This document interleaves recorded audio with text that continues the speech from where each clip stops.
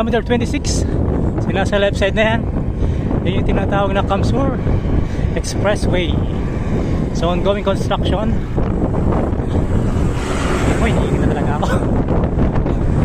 Kaya Kamsur Expressway from San Fernando to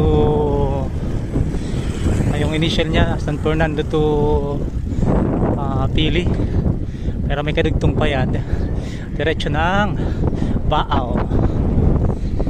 So widening na dito dati lubak-lubak dito, ang daming sira-sira, pero ngayon mga na lapad na, hindi na makalog-kalog. So dumami may nagdumadaan, dati iniiwasan itong daanan pero ngayon goods na sa mga biyahero.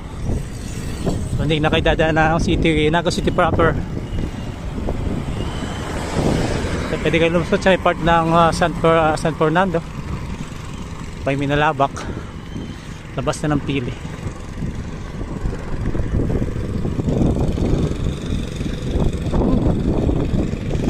Saludo sa mga magsasaka sa kainitan ng araw, kahit malitang kinikita kasi kadalasan hindi pa.